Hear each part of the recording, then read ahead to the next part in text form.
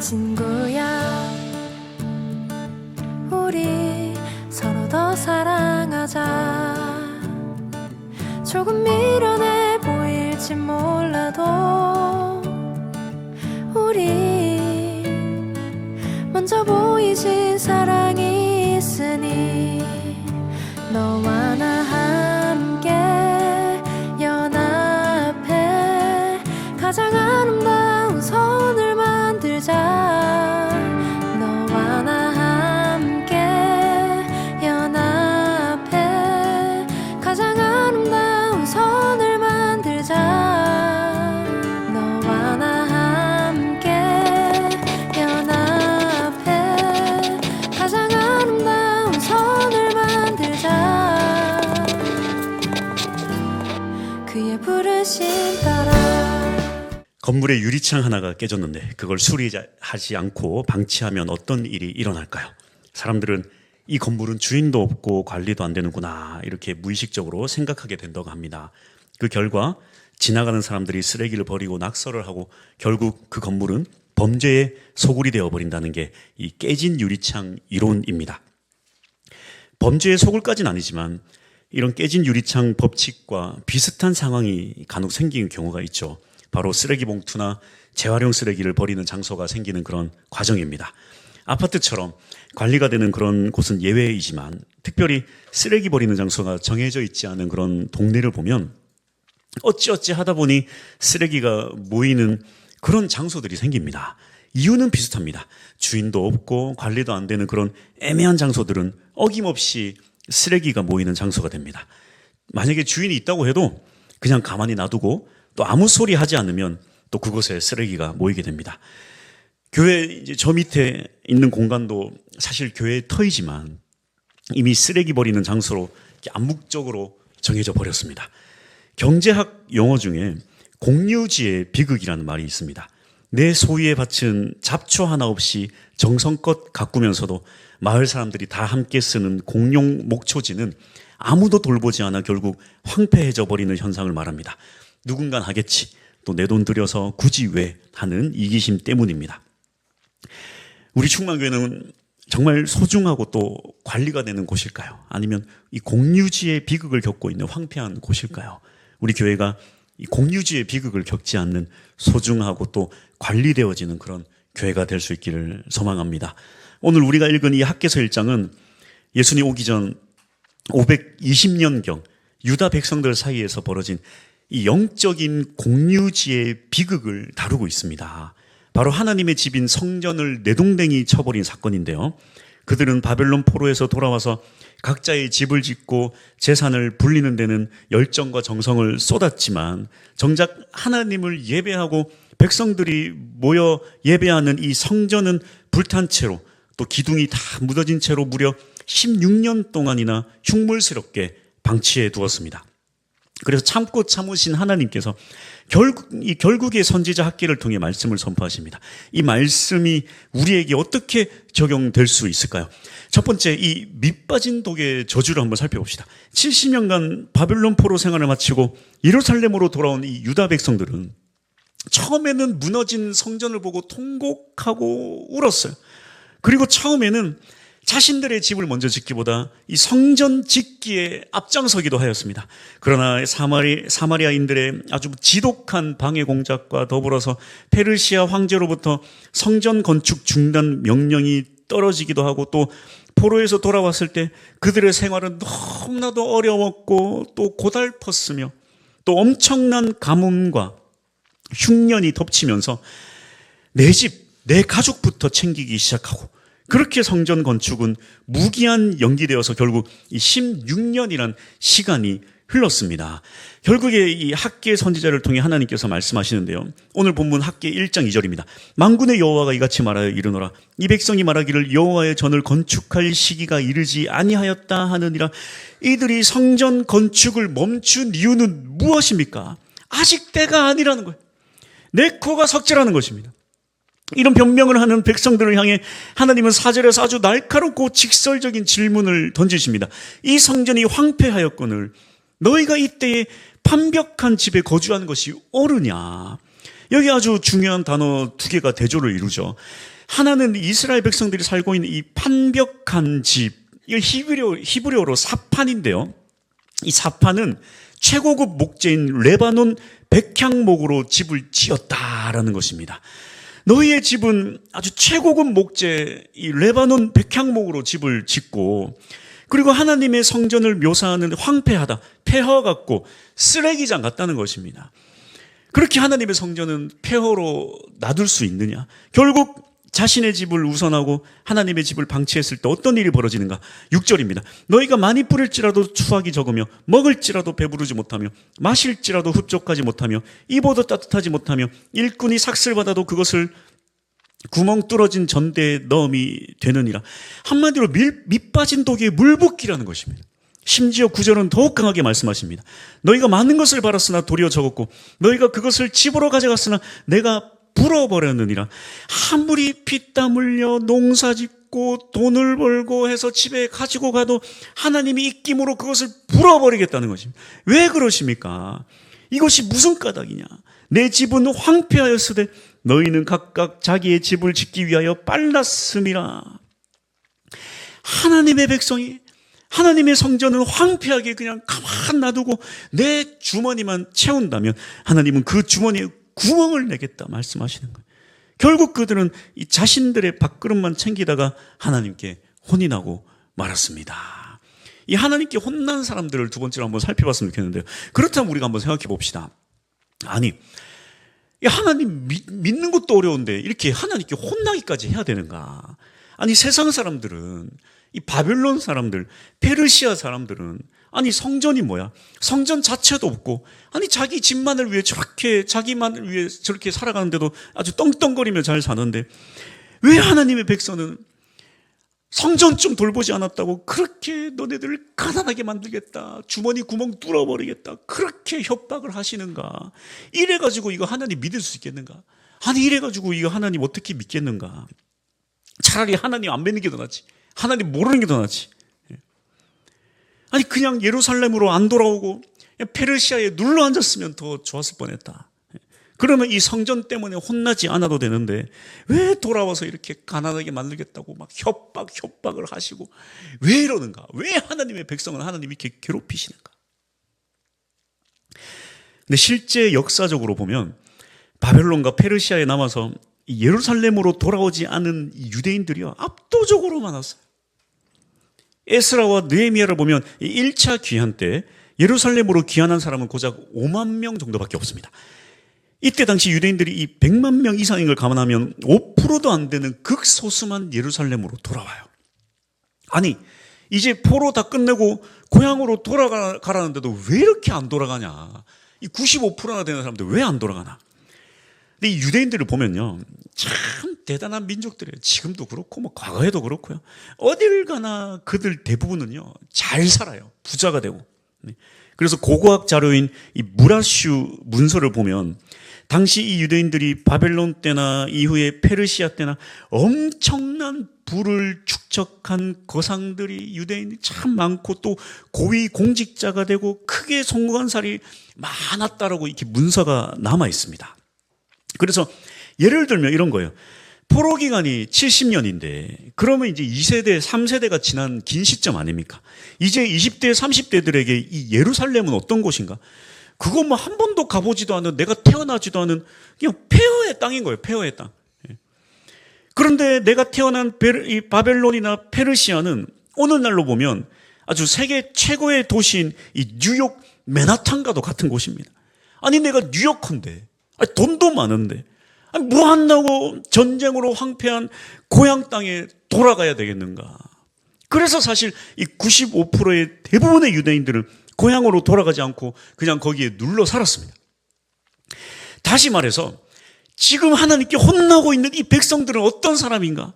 그래도 무너지고 황폐한 고향을 다시 한번 재건해 보자고 그러겠다고 이 자신들이 태어나고 자란 이 바벨론과 페르시아에 있는 그런 집들이고 뭐고 다 내려놓고 버리고 이 예루살렘으로 돌아온 이 진정한 사명자들이라는 것입니다. 다 사명자들이에요. 근데 이 사명자들도 환경이 너무 어렵고 힘드니까 결국 넘어지고 쓰러져 버렸어요. 그래서 그냥 내 집만이라도 잘 살자 이렇게 타협하며 살았던 것입니다. 돌아오지도 않고 페르시아에서 떵떵거리며 잘 사는 자신들의 민족들을 보면 자괴감 들 수도 있죠. 우리는 이렇게 여기서 고생하는데 쟤네들은 저기서 잘 살고 있고 우리들은 또 혼만 내고 하나님. 그런데 이렇게 하나님이 혼을 내시는 건요, 저주가 아니라 사명자에 대한 하나님 아버지의 아주 맹렬한 사랑이에요. 여러분, 하나님께 혼나는 사람은 축복의 사람이에요. 왜냐하면 당시 최고의 패권 제국 페르시아나 또 거기에 눌러앉아버린 유대인들은요, 더 이상 하나님의 음성을 듣지도 못하고 혼나지도 않아요. 무슨 얘기냐면 그들은 그저 유기당한 것입니다. 세상에서 제일 불쌍한 개가 유기견 아닙니까? 오늘 이 하나님이 혼을 내시는 것은 그래도 그들은 하나님의 말씀을 듣는 자들이고 이 신앙의 양심이 있는 자들이니까, 그들이 아니면, 너네들이 아니면 누가 이 성전을 세우겠냐? 누가 세우겠냐? 그런 그들이, 하나님을 사랑하는 자들이 이 하나님과의 교제를 내려놓고 자기들만을 위해 살기 시작하니까 다시 정신 좀 차리라. 나랑 교제하자. 예배하자. 성전을 지어라. 그렇게 애타게 막 붙잡고 지어 흔들고 있는 거예요. 너네가 아니면 누가 하냐? 그래서요, 역시 그들은 이 사명자들이었기 때문에 학계로부터 이 말씀을 듣자마자 이 16년 동안 잠자던 사명을 깨웠습니다. 그래서 정확히 23일 만에 성전 재건 공사를 시작했고요. 그래서 딱 이 4년 6개월 만에 이 성전을 완성했습니다. 이는 연수로 보면 이 성전이 파괴된 지 정확하게 70년 만에 성전이 회복되었고, 그렇게 하나님의 이 예레미야를 통한 하나님의 이 70년 약속이 이들을 통해 이루어진 것이에요. 그러니까 이 일은 하나님의 사명과 전혀 상관이 없는 저 페르시아에 있는 유대인들을 통해 이룬 게 아니라는 거예요. 오직 하나님의 사명을 위해 이 황폐한 땅으로 돌아온 자들을 통해서 하나님께 혼나고 매를 맞으면서도 그 뜻을 지키는 자들을 통해 이 일을 이루신 것입니다. 이것이 바로 사명자의 삶이에요. 하나님의 아버지 되셔서 막 혼도 내시지만 또 그렇게 혼내셔놓고 마음껏 축복도 하세요. 이게 사명자의 삶입니다. 그래서 하나님은 이 학계 1장에서 성전을 다 짓고 나니까 2장에서 그들을 마음껏 축복하시면서 미래의 꿈을 약속하세요. 하나님의 이 감춰진 비밀을, 미래를 다 그들에게 보여주시는 거예요. 이 미래를, 이 비전을 받을 사람은요, 이 혼나는 자들밖에 없어요. 사명자들이기 때문에. 그래서 뭐라고 축복하십니까? 이 성전이 지금은 초라해 보일지라도 내가 너희와 함께 하겠다. 내가 너희에게 복의 복을 주겠다. 내가 너희를 반드시 기억하겠다. 두려워하지 말라. 그런데 이 복이 심상치 않아요. 학계 2장 9절. 이 성전의 나중 영광이 이전 영광보다 크리라. 만군의 여호와의 말이니라. 아주 하나님의 이름을 걸고 지금 약속을 하십니다. 나중 영광이 이전 영광보다 크리라. 이건 건축학적인 예언이 아니에요. 이 철저히 예수 그리스도를 향한 예언입니다. 이전 영광의 성전이란 솔로몬 성전을 말하죠. 역사적으로 그 이후에 무슨 헤롯 성전이든 뭐든 이 솔로몬 성전을 능가한 성전은 없었어요. 그렇다면 이 이전 영광, 솔로몬 성전보다 더 위대한 나중 영광의 성전은 어떤 성전인가? 바로 단 하나밖에 없어요. 예수 그리스도입니다. 예수 그리스도가 성전이에요. 예수가 가장 위대하고 영광스러운 성전 그 자체이십니다. 요한복음 2장 21절. 그러나 예수는 성전된 자기 육체를 가리켜 말씀하신 것이라. 성전을 세웠던 사명자들에게 하나님은 이 성전 자체이신 예수 그리스도가 오실 거다. 그들에게 성전을 그렇게 만들라고 하신 이후에 예수 그리스도가 오실 것을 약속하시고 보여주시는 것이에요. 이게 바로 사명자들의 특권입니다. 하나님의 마음과 함께하는 거예요. 그리고 또 약속하시죠. 9절 하반절. 내가 이곳에 평강을 주리라. 만군의 여호와의 말이니라. 예루살렘은요, 그 이후로도 뭐 평강 없습니다. 이건 이 땅을 얘기하는 게 아니에요. 이 평강도 예수 그리스도를 약속하시는 거예요. 내가 평강의 왕 예수 그리스도를 주겠노라. 내 사명자들이요, 너희에게 이 비밀을 알려준다. 너희에게 예수 그리스도를 약속한다. 이것이 바로 이 사명자들이 누릴 축복 중에 축복입니다. 하나님이 마음을 같이 하고 하나님이 이 비밀을 다 공유해 주세요. 성전 자체이신 예수 그리스도가 축복입니다. 할렐루야.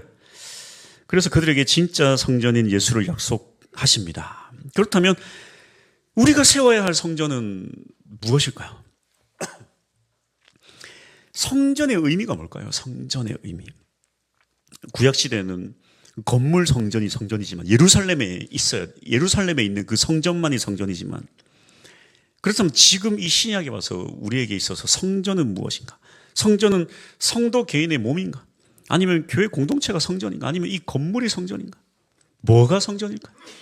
이런 것들을 따지기 전에 우리가 반드시 알아야 될 것은 성전은 철저히 예수 그리스도 중심이어야 한다는 사실입니다. 왜냐하면 예수가 바로 성전 그 자체이기 때문입니다. 바로 예수를 통해, 그 성전이신 예수를 통해 하나님의 임재와 영광을 경험할 수 있는 거예요. 그래서 이 성전은 하나님의 임재와 영광이 머무는 통로이자 만남의 장소입니다. 그렇다면 우리가 생각해 볼 수 있어요. 아니, 성전에서 하나님을 만난다고? 아니, 하나님은 어디 갇혀 계신 분인가? 뭐 어디에만 있는 분인가? 그게 무슨 하나님인가? 여러분, 하나님 어디 갇혀 계신 분이신가요? 아닙니다. 하나님은 온 우주에 모든 곳에 계시는 아주 무소부재하신 분이세요. 안 계신 곳이 없는 분이시라는 얘기입니다. 그러나 이 성전에 하나님의 임재와 영광이 머문다라는 것은 성전에서 예배하는 자들에게 하나님께서 특별하게 함께 하시겠다는 것입니다.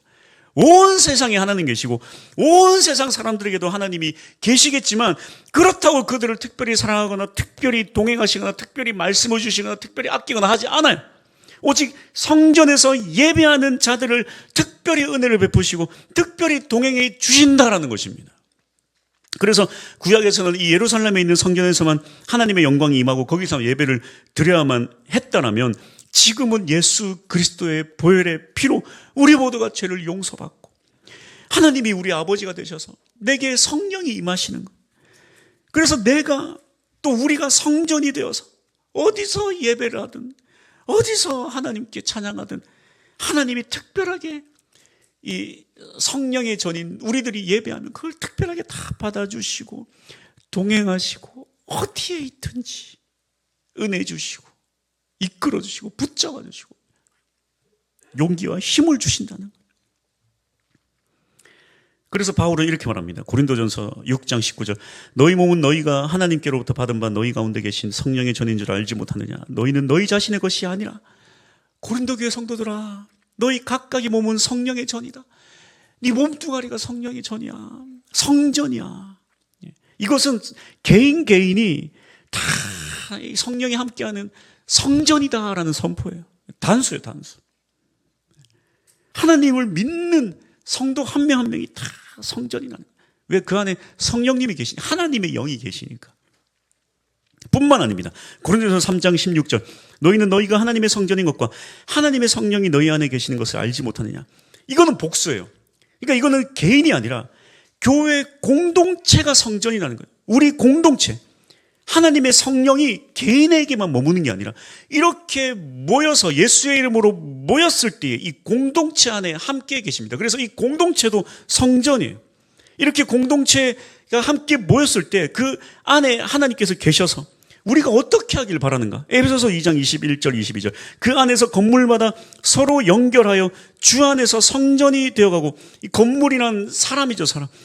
우리 개개인이 함께 모여서 연결되어서 하나가 되는 것이 성전이라는 거예요. 22절. 너희도 성령 안에서 하나님이 거하실 처소가 되기 위하여 그리스도 예수 안에서 함께 지어져 가느니라. 성전은 그냥 이렇게 모이기만 하면 되는 게 아니라 서로 연결되어져야 되고, 예수님을 머리로 한 몸으로서 서로 하나가 돼야 되고 서로 연합해야 되는 거예요. 연합해야 돼. 이게 바로 성전이에요. 싸우고 지지고 볶고 하는 게 아니고 용납하고 용서하고. 즉 개인에게도 성령이 계시는 성전이지만 우리 공동체가 예수의 이름으로 모일 때 이 공동체가 바로 성령이 계시는 성전이라는 거예요. 그래서 성전은 철저히 예수 그리스도 중심이어야 합니다. 그렇다면 우리의 성전, 지금의 우리의 성전은 문제가 없는가? 무너진 곳이 있다면 우리의 성전도 세워야 돼요.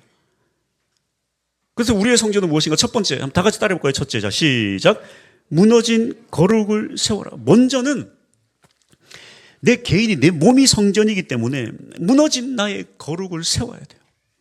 그런데 이 무너진 나의 거룩은 어떻게 세워야 되는가? 이건 무슨 율법을, 복잡한 율법을 다 지켜야지 이 거룩해지는가? 그게 아니라 성령님이 내 안에 계실 때 비로소 이 거룩이 회복될 수 있어요. 말할 수 없는 탄식으로 내 안에 계셔서 나를 위해 친히 역사해 주시고 기도해 주시는 이 성령님의 찔림, 성령님의 내주하심, 성령님의 역사하심, 내 안에서 말씀해 주시고 내 발에 등불이 되어주시고 내가 친구랑 막 싸우고 문제 일었을 때 성령님이 내 안에서 그렇게 하면 안 된다, 용서해라, 그 말씀을 받들고 그래 내가 성령의 뜻을 따라야지 결단하고 나아가는 이 모든 것들, 이게 바로 개인의 거룩입니다. 그래야 예수가 보여요. 예수가 보여야 내 주장, 내 생각, 내 욕심에 사로잡히지 않고 예수 그리스도를 왕으로 모시고 살아갈 수 있는 것입니다. 이게 바로 이 개인의 거룩입니다. 첫 번째 성전 건축이에요. 두 번째 우리가 해야 될 것, 다 같이 한번 읽어볼까요? 자 시작. 무너진 공동체를 세우자. 학계 시대에 그들이 받은 책망은 사명감이 없어서가 아니라 서서히 물든 이기주의 때문이었습니다. 내가 먼저 거룩한 성전이 되어서 예수 중심으로 변화되면 그제서야 나만이 아닌 이 교회 공동체가 눈에 보이기 시작합니다. 하나님은 다시 내 집만이 아니라 이 교회 공동체가 살아나길 원하세요. 오죽하면 개인의 집만 세우며 살아가는 그들에게 이렇게 말씀하시겠습니까? 학계 1장 5절. 그러므로 이제 만군의 여호와가 이같이 말하노니 너희는 너희 행위를 살필지니라. 이게 아주 원어로 보면요 아주 강렬한 말씀인데요, 의미가 있는데요. 너희는 너희의 행위를 살필지니라. 이걸 원어로 하면 너희 심장을 꺼내서 너의 행위 위에 올려놓아라, 그런 뜻이에요. 심장을 꺼내라, 심장. 이전에 4절에 뭐라 되어 있습니까? 네가 지금 너 혼자 니네 가족만 데리고 너 레바논 백향목으로 만든 집에서 살고 있는데 너 그게 옳은지 그른지 네 심장을 꺼내서 네 행위가 옳은지 살펴보라, 그런 뜻이에요. 여러분, 이 공동체가 사라지고 혼자 지속적으로 홀로 드리는 예배가 대단히 위험한 이유가 무엇인지 아십니까? 이 예배라 하면, 예배의 목적은 나를 죽이고 하나님의 뜻에 복종하는 것이 예배예요. 근데 이 예배에서 예수 십자가의 자기 부인, 이것이 빠진다면 우리는 자기 만족에 도취될 수밖에 없어요. 하나님을 동원해서 내 기분을 좋게 만드는 이 카타르시스의 장이 될 뿐입니다. 자신의 만족을 위한 이 우상적 예배로 변질된 가능성이 높다라는 거예요. 혼자서는요, 자기 부인이 안 돼요. 나는 나를 부인합니다. 혼자서 희생이 됩니까? 혼자서 사랑이 됩니까? 서로 사랑합시다. 오른손이 왼손 사랑합니다. 사랑합니다. 오른손이 왼손을 위해 희생합니다. 희생합니다. 서로 사랑하자, 껴안고. 안 된다는 거예요. 안 된다는 거예요. 예. 불가능하다는 거예요. 자기 부인이 안 된다는 거예요. 십자가 무슨, 왼손이 오른손을 위해 십자가 집시다. 다리가 아프니까 손이 십자가 지겠습니까? 안 된다는 거예요. 안 된다는 거예요. 예배는 출퇴근 도장을 찍으면 끝나는 그런 출석 인증이 아니라는 거예요. 날 위해 죽으신 예수님의 그 사랑을 예배하고 또 그 사랑을 나누고 교제하는 것까지 동반하는 것이 바로 예배라는 것입니다. 그래서 이 교회 공동체는 무엇인가? 교회 공동체는 썩으면 버려야 하는 쓰레기가 아니라 극복해야 될 사명입니다. 공동체는 십자가고요. 공동체는 사명이에요. 온갖 방해로 성전 건축이 힘들었듯이 여러분, 이 공동체를 세우는 것도 참 힘들어요. 사람이 제일 어렵습니다. 사람이 제일 어려워요. 아니, 세상에, 아니, 하나님의 아들 예수님도 세상에 이 땅에 오셔가지고 가룟유다 붙잡고 3년 동안을 이놈의 자식아, 3년 동안을 붙잡고 데리고 다녔는데 안 변했어요. 아니, 뭐 예수님이 한 500명, 1000명 데리고 다녔습니까? 12명 데리고 다녔는데 그 중에 한 명이 그 말을 안 듣냐고. 예수님도 그 안 된다니까. 사람이 제일 어렵다니까, 사람이. 예. 사람 핑계 대면 안 돼요. 여러분, 사람 원래 어려워요. 예수님 그 모르시는 게 아니에요. 그래도 포기하지 말아야 될 게 사람입니다. 교회 공동체는 우리의 사명이에요. 사명자이지만 이 말을 들을 사명자인데 그 사명을 잃었다. 그럼 하나님 회초리 드시는 거예요. 여러분, 사명자가 아닌 사람들은 회초리 안 들어요. 아니, 사명자가 아닌데 회초리 왜 듭니까? 몰라요, 그거는. 회초리를 든다. 혼을 낸다. 사명자니까 혼을 내시는 거예요. 사명자인데 사명을 잃었다. 성전을 세울 생각 안 한다. 공동체를 포기했다. 내 맘대로 그냥 혼자 산다. 회초리 드시는 거예요. 네가 말을 길 알아듣는다면 이놈의 자식아, 너 그렇게 언제까지 뭐 이러저렇게 하면 상처 내보내 하면서 살래? 다시 일어서라. 다시 일어서라. 이 사람도 내 사람이야. 이 사람도 내 사람. 포기하지 마라. 그래서 우리는 사명자들이기 때문에 다시 일어서야 됩니다. 교회는 어떻게든 그래서 공동체를 세워나가야 돼요. 그 사랑해줘야 될 식구가 참 많아요. 돌아봐야 될 사람들이 많습니다.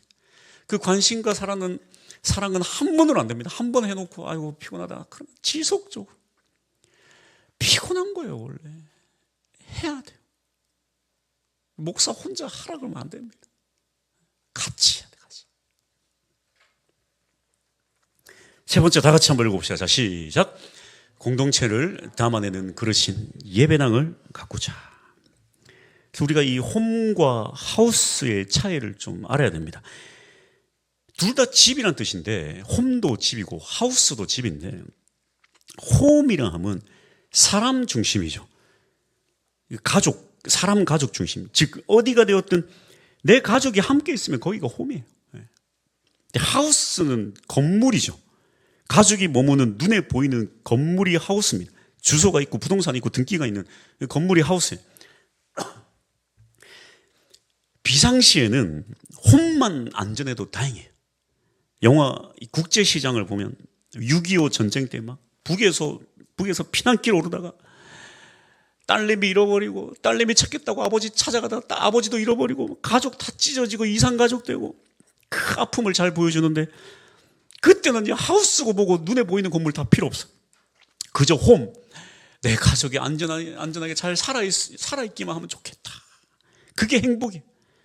그러나 평화가 찾아온 이 2026년 이 시점에 내 가족이 하우스도 없이 떠돌이 생활하면서 자식들 공중 화장실에서 샤워시키고 그렇게 지내면 그건 행복이 아니에요. 그 뉴스거리입니다. 뉴스에 나와요. 즉 최소한의 하우스가 없으면 홈도 불행해지는 거예요. 우리 교회 공동체의 사람이 홈이라면 건물인 예배당은 하우스죠. 예배드리는 공간을 제공합니다. 또 이 건물로서의 예배당은 자녀들이 주일에 와서 뒹굴고 뛰어놀고 말씀을 배우는 터죠. 바닥에 무릎 꿇고 기도하는 예배의 장소이고 함께 나누며 교제하는 기쁨의 장소이고. 그래서 이 건물이란 것은, 이 건물은 세포가 아니잖아요.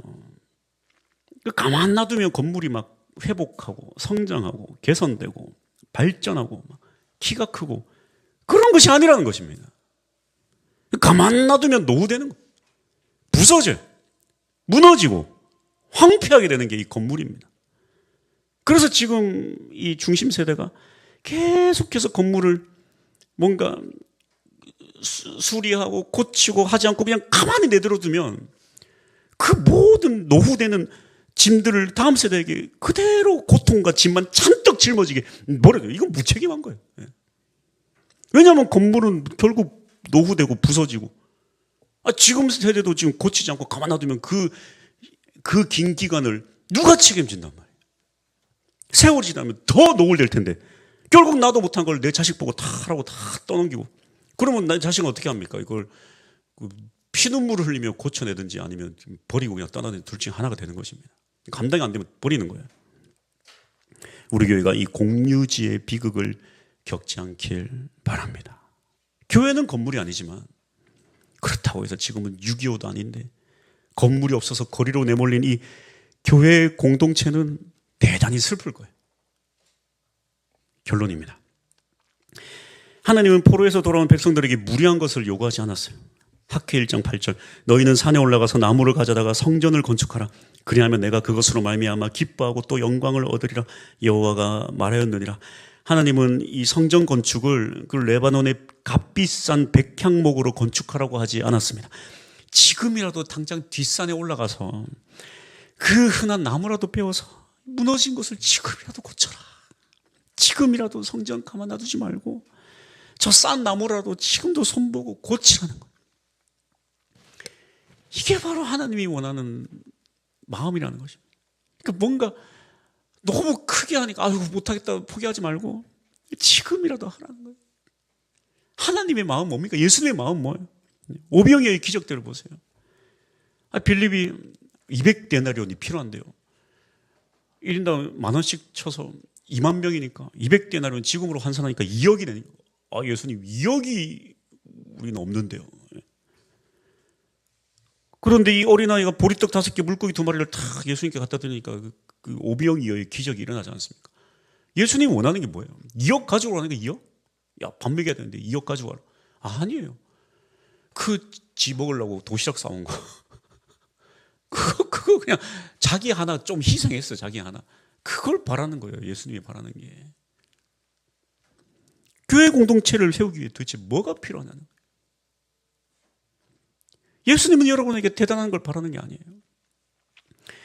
여러분의 믿음과 여러분의 마음을 원하는 겁니다. 그래서 둘째가 집단에는 이제 CU 상품권이 8,000원 정도 생기니까 대단히 부자가 된 건 같이 느꼈나 봐. 우리 가족들에게 선언을 하더라고. 원하는 걸 다 사주겠다. 필요한 거 다 사주겠다. 난리 부르스를 쳐요. 결국에 자기 혼자 CU를 꼭 가겠다고 가더니 한 손에는 아빠 커피, 한 손에는 언니 뭐 사탕인지 뭔지 줄줄 한 거 막 그걸 들고 막 뛰어 힘을 제게 뛰어오는데 오늘 맛있는 거 사줘야 되겠다. 그런 거예요. 하나님 마음이 그렇다는 하나님 마음이. 뭐 CU 8,000원 가지고 뭐 전 세계를 다 살 것처럼 아주 근데 그게 하나님의 마음이라. 그냥 그걸 하나님께 기쁘게 오병이어의 그 떡과 물고기를 드릴 때 하나님 기뻐하는 거예요. 2억이 있네 없네 그걸 원하는 게 아니라는 걸 빌립처럼. 그래서 교회는 여러분의 재력으로 성장하는 게 아니라 여러분의 마음으로, 눈물로, 사랑으로, 헌신으로, 관심으로 성장합니다. 교회는 그렇게 세워야 돼요. 교회 의자를 사라고 참 누가 헌신해 주셔서 참 감사했어요. 근데 이게 비용이 만만치 않으니까 제가 고민을 많이 했습니다. 이게 함부로 이렇게 또 막 구입하고 하면 안 되니까. 사실은 고백하자면 제가 그동안 관심이 없었어요. 의자에. 왠지 아십니까? 저는 예배 1시간 동안 그 의자에 앉지 않거든요. 저 이거에 관심이 많아요. 이거에 관심이 많아요. 나 그 의자에 앉지 않아요. 한 10분 앉아 있나? 관심이 없었습니다. 나쁜 인간이죠. 그제서야 뭐 의자를 이제 사야 된다니까. 그제서야 본당 의자 돌아보고 몇 바퀴 돌고 의자가 상태가 어떤가 다 돌아보고 과연 이것이 과연 지금 투자 가치가 있는 다 앉아보고 막 위에서 앉아보고 흔들어보고 이게 상태가 괜찮나 안 됐나. 그랬더니 막 여기저기 구멍 뚫려 있고 막 누가 앉아서 얼마나 지루했으면 막 여기가 얼마나 뚫어댔으면 여기 구멍이 뻥뻥 뚫려 있고 부서져 있고. 또 앉아보니까 내가 보기 불편하네. 딱딱하네. 허리가 아프네. 앉아있으니까. 허리가 아프네. 그러니까 막 뭐 이렇게 허리 덧대는 거 안고 고생하셨겠네, 그동안. 그제서야 그런 것들이 다 보이는 거예요. 그 마음들이 보이는 거예요. 그 보물 있는 곳에 마음이 있다고. 돈 좀 쓰려고 하니까 그게 다 보이네, 세상에. 불편하고 힘들었던 것. 근데 마음들이 다 눈에 보이기 시작하는 거예요. 그래서 내가 예배 시간에 거기에 앉지 않는다고 관심이 없었다는 것에 참 많이 반성했습니다.